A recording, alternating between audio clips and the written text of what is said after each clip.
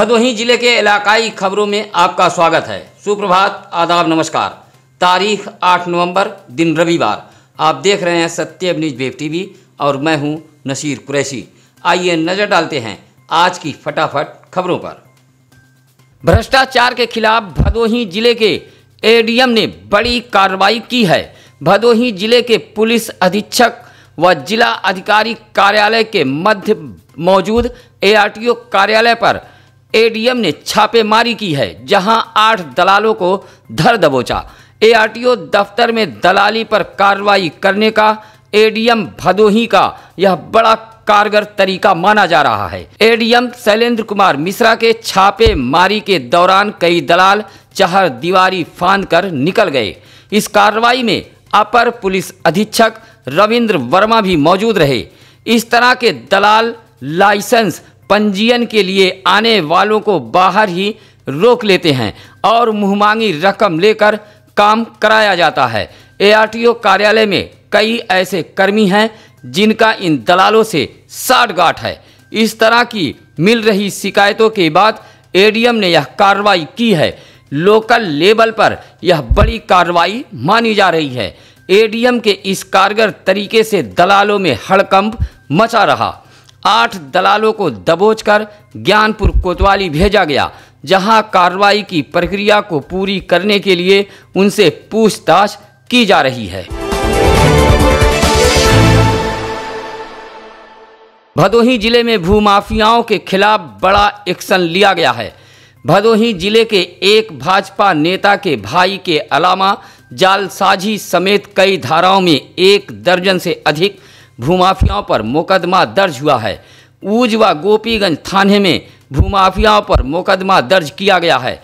गोधना गांव में कीमती जमीनों पर कागजातों में हेरा फेरी कर भूमाफियाओं ने जमीन पर कब्जा किया है।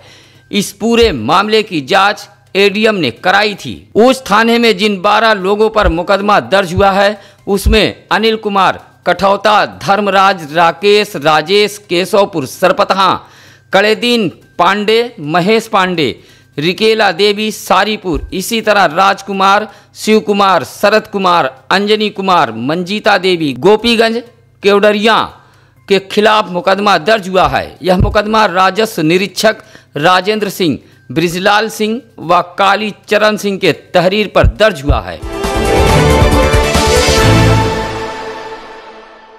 औराई थाना इलाके के भमौरा गांव में 15 दिन पूर्व शादी करके आई एक विवाहिता अचेत अवस्था में धान के खेत में पाई गई है। चरवाहों ने खेत में महिला को पड़ा देख इसकी सूचना गांव वालों को दी, जहां मौके पर पहुंचे ग्रामीणों ने इसकी सूचना औराई पुलिस को दी।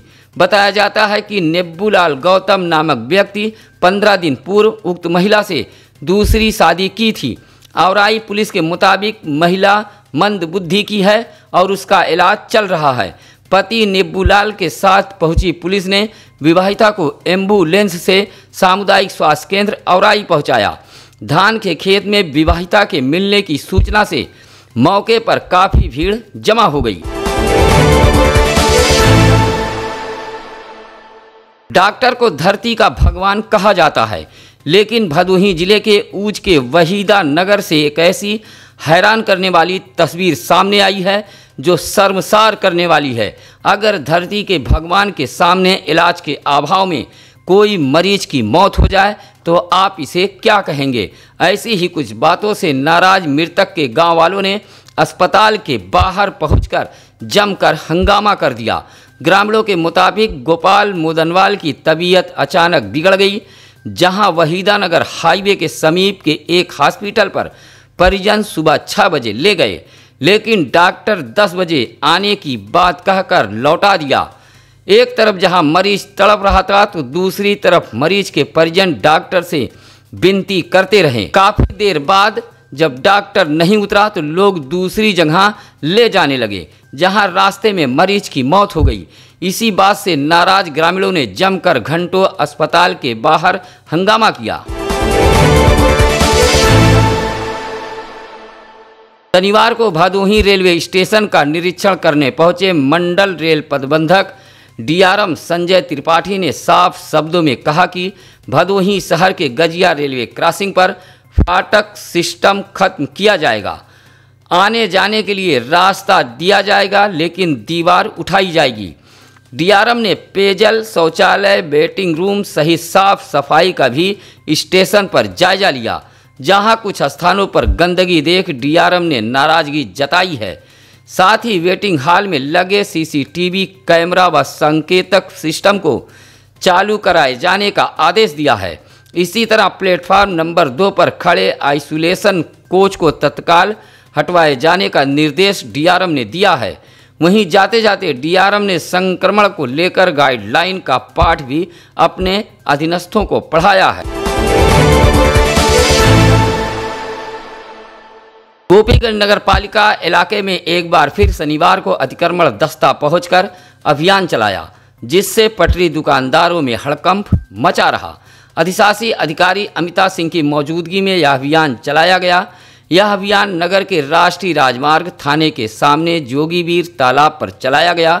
तालाब से भी अतिक्रमण हटवाया गया है। सड़क की पटरियों व नालियों पर जिसने भी तख्ता, बेंच, पटिया आदि सामान मिला उसे नगर पालिका कर्मी उठा ले गए। यह अतिक्रमण हटाओ अभियान कई सवाल भी खड़ा कर रहा है। गरीब ठेला खोमचा व पटरी दुकानदारों को जहां अतिक्रमण के नाम पर उजाड़ा गया, वहीं कई ऐसे रसूखदार व प्रभावशाली दुकानदार रहे जिनका अतिक्रमण हटाने की हिम्मत नगर पालिका प्रशासन नहीं जुटा सका, जो नगर में चर्चा का विषय बना हुआ है। अधिशासी अधिकारी अमिता सिंह का कहना है कि सुंदरीकरण के तहत यह अभियान चलाया गया है। शनिवार को नगर पालिका परिषद भदोही में बोर्ड की बैठक संपन्न हुई। बैठक में कई अहम व महत्वपूर्ण प्रस्ताव पास किए गए हैं, जिसमें नगर पालिका इलाके के मर्याद पट्टी स्थित तालाब का रुका हुआ काम कराकर सुंदरीकरण कराया जाएगा। साथ ही मकानों पर मालिकाना हक के लिए नामांतरण के लिए गजट निकलवाने की प्रक्रिया शुरू की जाएगी। सभी वार्डों में टूटे हुए बल्ब को दुरुस्त कराना, साथ ही टूटे हुए चेंबर के ढक्कन को भी बदलने का काम शुरू कराया जाएगा। इसी तरह दर्रोपुर सब्जी मंडी में बाउंड्री वाल व गेट लगाकर स्थान को सुरक्षित किया जाएगा। बैठक में नगर पालिका अध्यक्ष अशोक कुमार जायसवाल, सभासद गुलाम संजरी सहित तमाम सभासदगण मौजूद रहे। इसी तरह मकान नक्शे को बनवाने का काम नगर पालिका में लाने का भरकस प्रयास करने की बात बोर्ड की बैठक में कही गई है। भदोही शहर कोतवाली इलाके के फत्तूपुर में गत दिनों एक लावारिस नवजात बच्ची बरामद हुई थी। इस नवजात बच्ची को चाइल्ड लाइन टीम ने अपने संरक्षण में रखा था। उसके बाद उसे इलाज के लिए मिर्जापुर भेजा गया था, जहां शनिवार को न्यायपीठ बाल कल्याण समिति के अध्यक्ष डॉक्टर अनिल कुमार श्रीवास्तव के समक्ष बच्ची पुनः लाई गई। उसके बाद नवजात बच्ची का जिला चिकित्सालय ज्ञानपुर में परीक्षण कराते हुए एक आदेश के तहत न्यायालय बाल कल्याण समिति भदोही में रखने का अधिकार दिया। लावारिस इस नवजात बच्ची का अधिकारियों ने नामकरण भी कर दिया है। 5 दिन की इस नवजात बच्ची का नाम सोनपरी रखा गया है। सड़क सुरक्षा सप्ताह के तहत भदोही जिले में अलग अलग अभियान चलाया गया। यातायात नियमों की अनदेखी करने वाले 130 वाहन चालकों के खिलाफ कार्रवाई की गई है। एक ओर जहां प्रभारी यातायात शशिकांत यादव ने गोपीगंज मिर्जापुर तिराहे पर 110 वाहनों का चालान किया, वहीं दूसरी ओर ज्ञानपुर के दरोगा सुनील यादव के नेतृत्व में ज्ञानपुर दुर्गागंज तिरमुहानी पर अभियान चलाकर 20 वाहनों का चालान किया गया है। चेकिंग अभियान से वाहन चालकों में हड़कंप मचा रहा। इस दौरान ऐसे लोगों का चालान किया गया जिसके सवार बगैर मास्क, बगैर हेलमेट व 3 सवारी थे। साथ ही ओवरलोड व बगैर सीट बेल्ट वाहनों के भी चालान काटे गए हैं। कार्रवाई से वाहन चालकों में हड़कंप मचा रहा। पत्रकार अर्नब गोस्वामी की रिहाई की मांग को लेकर भदोही जिले के पत्रकारों ने राष्ट्रपति को संबोधित एक पत्र जिलाधिकारी को सौंपा है। अर्नब की गिरफ्तारी की निंदा करते हुए इसे लोकतांत्रिक अभिव्यक्ति की स्वतंत्रता पर हमला बताया है। साथ ही पत्रकारों ने कहा कि पत्रकारों के सम्मान व उनकी सुरक्षा किए जाने के लिए भी विचार किया जाए। इस मौके पर अजमत हबीब, भरत वर्मा, आनंद तिवारी, विष्णु दुबे, कपिल देव पांडे, आदर्श पांडे, आनंद तिवारी, नितेश श्रीवास्तव, सुरेश कुमार, विकास मिश्रा आदि पत्रकार मौजूद रहे। ज्ञानपुर कोतवाली इलाके के चक किशुनदास 3 बरवा गांव में स्वर्गीय राम शिरोमणि यादव के मकान का ताला तोड़कर उसमें रखा 20,000 रुपया चोरों ने उड़ा दिया है। बताया जाता है कि स्वर्गीय राम शिरोमणि यादव की पत्नी लालती देवी के 3 बेटे हैं। तीनों बेटे मुंबई में रहते हैं। लालती देवी 3 दिन के लिए कहीं बाहर गई हुई थी। शनिवार को जब वह घर लौटी तो घर के अंदर का नज़ारा देख उसके होश उड़ गए। घर में सामान बिखरा पड़ा था, साथ ही मकान में रखा बक्सा भी टूटा हुआ था जिसमें रखा 20,000 रुपया गायब था। महिला ने इसकी सूचना यूपी डायल 112 पुलिस को दी। मौके पर पहुंची पुलिस ने जांच पड़ताल कर वापस लौट गई। ज्ञानपुर स्थित समाजवादी पार्टी के जिला कार्यालय पर जिला इकाई की मासिक बैठक संपन्न हुई है। बैठक में स्नातक व शिक्षक विधान परिषद चुनाव को लेकर चर्चा की गई। इस दौरान सपा जिला अध्यक्ष विकास यादव ने कहा कि समाजवादी पार्टी के कार्यकर्ताओं को फर्जी मुकदमे में अगर फंसाया गया तो पार्टी बर्दाश्त नहीं करेगी। बैठक में सूर्यामा के स्वतंत्र सरोज ने भाजपा छोड़कर समाजवादी पार्टी की सदस्यता ग्रहण की है। शनिवार को भदोही जिला कलेक्ट्रेट सभागार में जिला अधिकारी राजेंद्र प्रसाद की अध्यक्षता में विकास कार्यों की समीक्षा बैठक हुई है।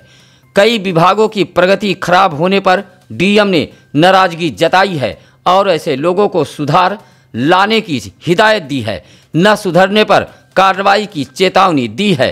उन्होंने जन शिकायतों, जमीनों से संबंधित विवादों, प्रधानमंत्री आवास योजना, प्राथमिक स्वास्थ्य केंद्र पर दवाओं की उपलब्धता, चिकित्सकों की उपस्थिति, विकलांग पेंशन, विधवा पेंशन, मनरेगा जैसे मामलों की समीक्षा की और इस तरह के मामलों में लापरवाही न बरतने की जिलाधिकारी ने हिदायत दी है।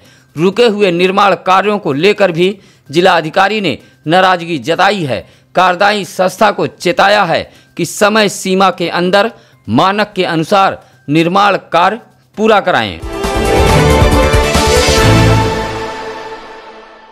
खमरिया में कबड्डी प्रतियोगिता का आयोजन किया गया। दत्तीपुर मार्ग स्थित एक स्कूल में इस प्रतियोगिता का आयोजन किया गया जिसमें 16 टीमों ने प्रतिभाग किया।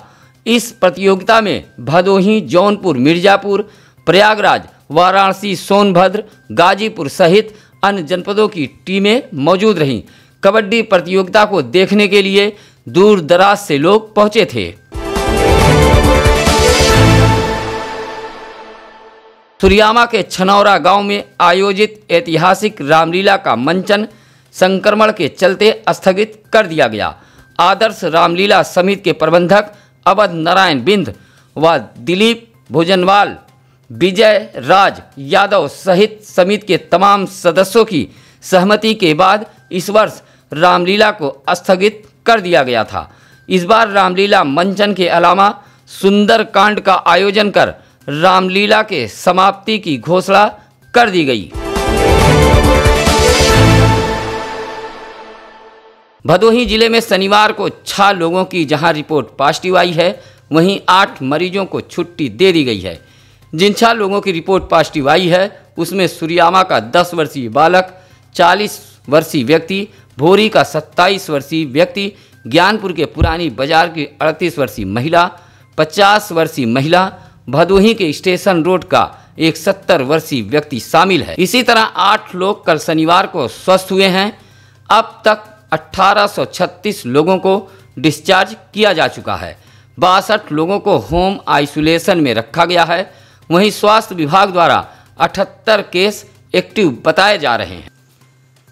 हम उन तमाम अपने दर्शकों का आभार व्यक्त करते हैं जो लाइक व कमेंट के जरिए अपना प्यार, आशीर्वाद सत्यम न्यूज़ वेब टीवी के टीम को दे रहे हैं और हम उनका भी शुक्रिया अदा करते हैं जो अपने आसपास की खबरों से हमें अवगत कराते हैं। हम ऐसे साहसी, जागरूक, दर्शक परिवारों को प्रणाम, आदाब, नमस्कार, सलाम करते हैं। इस तरह के तमाम सहयोग के लिए आप सभी का सत्यम न्यूज़ वेब टीवी सदैव आभारी रहेगा। आज रविवार की खबरों में बस इतना ही। कल फिर होगी कुछ अहम खबरों के साथ मुलाकात। नमस्कार, आदाब।